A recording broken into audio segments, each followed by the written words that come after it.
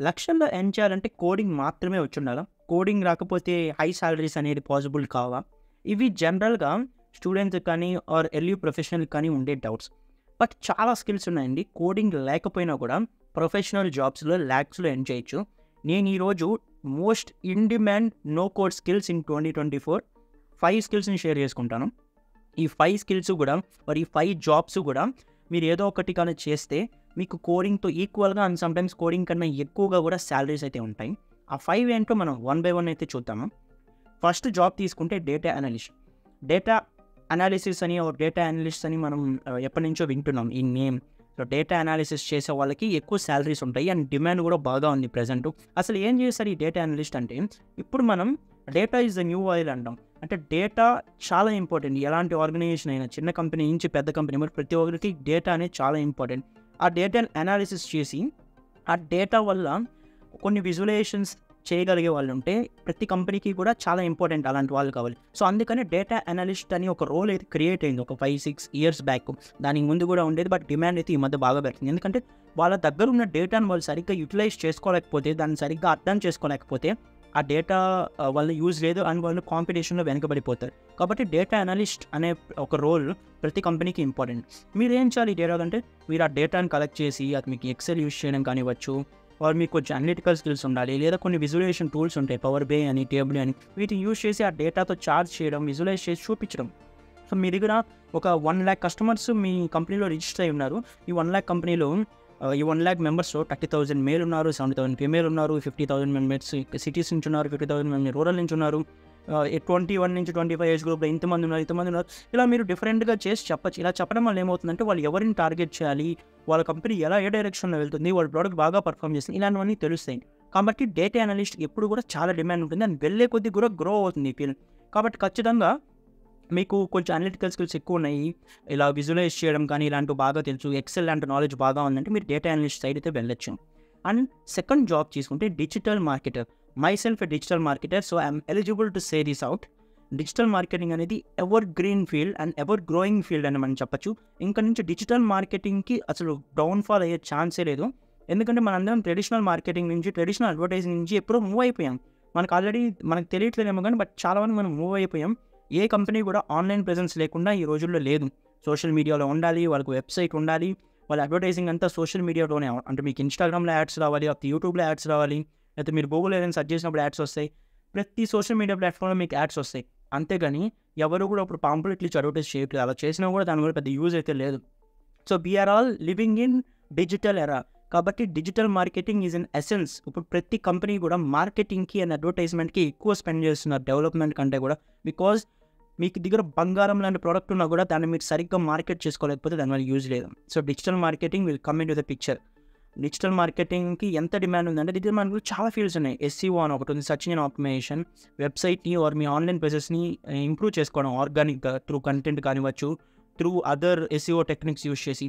ఇంకా paid advertising అని ఉంది. మేము సోషల్ మీడియాలో అడ్వర్టైజ్మెంట్ చూస్తుంటాం రెగ్యులర్గా. మనకి ఏది ఇంట్రెస్ట్ ఉందో అవే వస్తాయి. ఎలా అంటే టార్గెట్ చేసి అడ్వర్టైజ్ చేస్తారు. అది కూడా ఒక ఇంపార్టెంట్ స్కిల్. ఈమెయిల్ మార్కెటింగ్ అని, సోషల్ మీడియా మార్కెటింగ్ అని, కంటెంట్ మార్కెటింగ్ అని, ఇన్ఫ్లుయెన్సర్ మార్కెటింగ్ అని చాలా ఉంటాయి డిజిటల్ మార్కెటింగ్లో. మనం డిజిటల్ మార్కెటింగ్ గురించి ఒక పెద్ద వీడియోనే చేసాం, రోడ్ మ్యాప్ ఏంటని. ఒకసారి చూడండి, కోర్సెస్ కూడా సజెస్ట్ చేస్తున్నాను. ఇది నెంబర్ 2. ఇంకా థర్డ్ స్కిల్ తీసుకుంటే no code skill in high demand, project management. ఈ ప్రాజెక్ట్ మేనేజర్స్ అనే వాళ్ళకి డిమాండ్ అయితే చాలా బాగా పెరిగింది. ఎందుకంటే అసలు ఏం చేస్తారు ప్రాజెక్ట్ మేనేజర్స్ అంటే, మనం ముందు ఇది చూద్దాం. ఒక టీం ఉంటుంది, ఆ టీం మొత్తాన్ని కూడా ఇప్పుడు అజైల్ మెథడాలజీ యూజ్ చేస్తారు ఆల్మోస్ట్ అంటే ఎలాంటి కంపెనీ తీసుకున్నా కూడా. వాళ్ళకి అంతా కూడా ఒక మేనేజర్ ఉంటారు. ఇక్కడ ప్రాజెక్ట్ మేనేజర్ అంటాను నేను, ప్రొడక్ట్ మేనేజర్ కాదు. ప్రొడక్ట్ మేనేజర్ అంటే డిఫరెంట్, టెక్నికల్ ప్రొడక్ట్ గురించి బాగా అర్థం చేసుకోవాలి, టెక్నికల్ స్కిల్స్ ఉన్నది. ప్రాజెక్ట్ మేనేజర్ అంటే ఆ టీం మొత్తాన్ని బ్యాండ్ విడ్త్ని కానీ ఇవన్నీ మేనేజ్ చేయడం. లెట్ సపోజ్ జీరా అని ఒక టూల్ ఉంటుంది, దీంట్లో అందరూ కూడా స్టోరీస్ అని, వాళ్ళు వర్క్ చేసే టాస్క్ అని, వాటి గురించి ఇన్ఫర్మేషన్ అంతా ఉంటుంది. ఈ ప్రాజెక్ట్ మేనేజర్ అనేది ఏం చేస్తున్నాను అనుకో, అతని దగ్గర ఒక టీం ఉంటుంది, 10 మెంబర్స్ అలాగా. వాళ్ళు డెవలపర్స్ అయి ఉండొచ్చు, టెస్టర్స్ అయి ఉండొచ్చు, ఎవరైనా ఉండొచ్చు, ప్రాజెక్ట్లో వర్క్ చేసేవాళ్ళు. వాళ్ళు మేనేజ్ చేయడం, వాళ్ళకి ఎన్ని టాస్క్ ఉన్నాయి, ఎంతమంది చేశారు, ఎంత బ్యాండ్ విడ్త్ ఉంది, ఎంత టైం ఉంది, దాన్ని బట్టి ఎన్ని స్టోరీస్ అలొకేట్ చేయాలి, చేస్తుంటే దాని రిపోర్ట్ తీసుకొని టీంతో మాట్లాడడం, క్లయింట్స్ రిపోర్ట్ చేయడం, ఇవన్నీ చేస్తుంటారు ఇన్ జనరల్గా. అంటే కంప్లీట్గా వాళ్ళ వర్క్ని మేనేజ్ చేస్తుంటారు. ఒక పాయింట్ ఆఫ్ కాంటాక్ట్ అని కూడా చెప్పుకోవచ్చు మనం. సో వీళ్ళకి కూడా డిమాండ్ బాగా ఉంది. దీనికి అసలు కోడింగ్ వస్తుంది, ఇది గుడ్ థింగ్. అండ్ నెంబర్ 4 తీసుకుంటే CRM డెవలపర్. ఈ రోజుల్లో సిఆర్ఎమ్స్ అనేవి బాగా పాపులర్ అవుతున్నాయి. CRM stands for customer relationship management. అంటే కస్టమర్స్ గురించి ఎవ్రీథింగ్ మనం ఒక దగ్గర మేనేజ్ చేయడమే మన సిఆర్ఎం అంటే. జనరల్గా చాలా యాప్స్ ఉన్నాయి. మైక్రోసాఫ్ట్ డైనమిక్స్ సిఆర్ఎం అని, సేల్స్ ఫోర్స్ సిఆర్ఎం అని, హబ్స్పాట్ సిఆర్ఎం అని, అడోబ్లో కూడా ఉంది అడోబ్ ఏఎం అని ఇలాగా. సో అసలు వీటిలో ఏం చేస్తారంటే ఎవ్రీథింగ్ ఇప్పుడు మీ కస్టమర్ మీతో ఎంగేజ్ అయ్యే ప్రతి సోర్స్ని ఒక దగ్గర ఇంటిగ్రేట్ చేయడం. కస్టమర్ మన దగ్గర ఎప్పుడు ఇంటిగ్రేట్ అవుతారు? లెట్స్ సపోజ్ మీ దగ్గర ఒక ప్రోడక్ట్ ఉంది, మీరు ఎయిర్పోర్ట్ సెల్ చేస్తున్నారు అనుకుందాం. కస్టమర్స్ ఏ వేస్లో మీతో ఎంగేజ్ అవుతారు? ఫస్ట్ థింగ్ మీ వెబ్సైట్తో ఎంగేజ్ అవుతారు, మీ వెబ్సైట్ని బ్రౌజ్ చేస్తారు. కాబట్టి ఆ వెబ్సైట్ కూడా ఆ సిఆర్ఎంలోనే మేనేజ్ చేస్తాం మనం. అక్కడే బిల్డ్ చేస్తాం, పేజెస్ డ్రాగ్ అండ్ డ్రాప్ అలా ఉంటాయి. అలాగే మనం వెబ్సైట్ని బిల్డ్ చేస్తాం. ఇంకే సోర్స్ ఉంటాయి, ఎక్కడైనా కాంటాక్ట్ ఫిల్ చేస్తారు, ఫిల్ చేసిన డేటా కూడా ఆ సిఆర్ఎంలోకే వస్తుంది, కస్టమర్ డేటా. ఇంకే ఛాన్సెస్ ఉంటాయి, సోషల్ మీడియాస్ ఎంగేజ్ అవుతారు. అక్కడ సోషల్ మీడియాస్ కూడా మీరు ఆ సిఆర్ఎంలో ఇంటిగ్రేట్ చేసి ఉంటారు. సో డైరెక్ట్గా వాళ్ళు చేసేవన్నీ ఇక్కడే తెలుస్తాయి, మీరు ఇక్కడ నుంచే ఎంగేజ్ అవుతుంది, సోషల్ మీడియాస్ ఓపెన్ చేయాల్సిన అవసరం లేదు. ఇలాగా మీ కస్టమర్కి సంబంధించిన ప్రతి ఒక్క కాంటాక్ట్ రిలేషన్షిప్ దాంట్లోనే ఉంటుంది. దీంతో పాటు మీ కంపెనీలో ఇంకెవరైనా కూడా ఇన్వాల్వ్ అయి ఉన్నారు, సో వాళ్ళు కూడా ఒక టీమ్లా కూడా ఉంటుంది.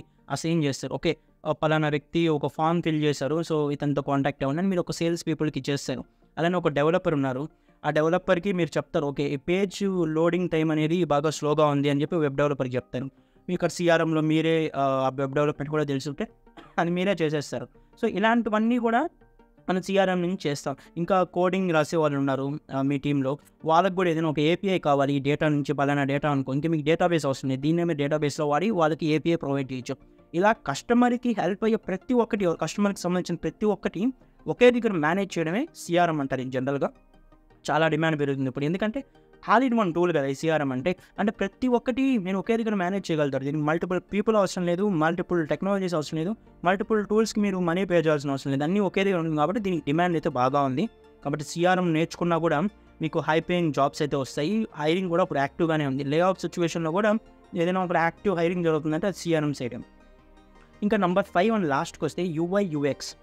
ప్రతి కంపెనీకి యూఐ యూఎక్స్ అవసరం. మనం ఇందాక డిజిటల్ మార్కెటింగ్ గురించి మాట్లాడుకున్నప్పుడు చెప్పుకున్నాం, so we're living in digital era అని చెప్పి. కాబట్టి ఇప్పుడు మనం గ్రాఫిక్స్ కానివ్వచ్చు, వారి వెబ్సైట్ డిజైన్ కానివ్వచ్చు, ఇవన్నీ కూడా మనకు చాలా ఇంపార్టెంట్ కదా. సో డెవలపర్స్ ఉన్నా కూడా డిజైనర్స్ కూడా చాలా ఇంపార్టెంట్. అది సోషల్ మీడియా పోస్ట్ కానివ్వచ్చు, లేదా వెబ్సైట్ ఇలా ఉండాలి అని ఒక ప్రోటోటైప్ కానివ్వచ్చు, ఇలా ప్రతి ఒక్కటి డిజైన్ చేసేవాళ్ళు ఉండాలి. మనకు సోషల్ మీడియాతో ఎవ్రీడే ఇంటరాక్ట్ అవుతుంటారు కంపెనీస్, ఎవ్రీడే వాళ్ళు సోషల్ మీడియాలో పోస్ట్ చేస్తుంటారు, వారి వెబ్సైట్స్ ఏదో ఒక అప్డేట్స్ చేస్తుంటారు. వీటన్నిటికీ యూఐ యూఎక్స్ డిజైన్ కావాలి. అంటే డిజైన్ ఎక్స్పర్ట్ అయి ఉండాలి. యూఎక్స్ అంటే, యూఐ అంటే యూజర్ ఇంటర్ఫేసు, యూఎక్స్ అంటే యూజర్ ఎక్స్పీరియన్స్. అంటే యూజర్కి కనిపించే ప్రతి ఒక్కటి డిజైన్ చేసే వాళ్ళని యూఐ డిజైనర్ అంటారు. యూజర్ ఎక్స్పీరియన్స్ ఎలా ఉండాలి, ఇక్కడ బటన్స్ పెట్టాలా, లేకపోతే ఏమైనా స్క్రోలింగ్ బార్స్ పెట్టాలా, ఇలాంటివన్నీ ప్రతి ఒక్కటి యూజర్ ఎక్స్పీరియన్స్ డీల్ చేసే వాళ్ళని యూజర్ ఎక్స్పీరియన్స్ డిజైనర్ అంటారు. మ్యాక్సిమం వీళ్ళందరూ ఒకే రోల్లో చేస్తారు యూఐ యూఎక్స్ అని. అంటే మ్యాక్సిమం యూఐ డిజైన్ తెలిసిన వాళ్ళని యూఎక్స్ కూడా చేస్తారు. అంటే మీకు డిజైన్ చేయడం ఎలాగో తెలుసు, బట్ ఎలా డిజైన్ చేస్తే యూజర్కి నచ్చుతుంది, యూజర్ బాగా కంఫర్టబుల్గా ఫీల్ అవుతారు అనేది యూఎక్స్. సో యూఐ యూఎక్స్ నేర్చుకున్న వాళ్ళకి కూడా డిమాండ్ అయితే చాలా బాగుంది, సాలరీస్ కూడా బాగానే ఉంటాయి. సో ఈ 5 జాబ్స్కి కోడింగ్ అనేది అస్సలు అవసరం లేదు. మీకు తెలుసుంటే అది ఇంకా బెస్ట్ అనుకోవచ్చు. మీరు ఆల్రెడీ కోడింగ్ వచ్చి డెవలపర్ అయినా మీకు ఇంకా ప్లస్ వీటిలోకి వెళ్ళడం. ఎందుకంటే ఇప్పుడు డిజిటల్ మార్కెటింగ్ స్కిల్స్ లాంటి జాబ్స్లో కోడింగ్ కూడా తెలిసి ఉంటే చాలా ప్లస్ అవుతుంది మీకు ఇంకా కూడా. అంటే ఇంకొక 2-3 జాబ్స్ మీరు రీప్లేస్ చేస్తారు, మీకు శాలరీ అనేది ఎక్కువే ఉంటుంది. కాబట్టి ఈ 5 జాబ్స్కి డిమాండ్ పీక్లో ఉంది. ఇది అస్సలు కోడింగ్ అవసరం లేదు. ఏదైనా ఒకటి మీరు పిక్ చేసుకొని నేర్చుకొని కెరీర్ అయితే బాగా సెట్ చేసుకోవచ్చు. మీ కోడింగ్ వల్ల ఇబ్బంది అనుకుంటుంటే, ఆర్ ఏం నేర్చుకోవాలి, ఏ టెక్నాలజీ నేర్చుకోవాలి మంచి జాబ్ కోసం, మంచి కెరీర్ కోసం డైలమాలో ఉంటే ఈ వీడియో మీకు ఖచ్చితంగా హెల్ప్ అయి ఉంటుంది. ఎవరికైనా హెల్ప్ అవుతుంది ఈ వీడియో అనుకుంటే షేర్ చేయండి. అలానే మన ఛానల్కి సబ్స్క్రైబ్ చేసుకొని న్యూ విష్ అయితే it will help me to grow as a creator, so that I will share more content. Thank you for watching.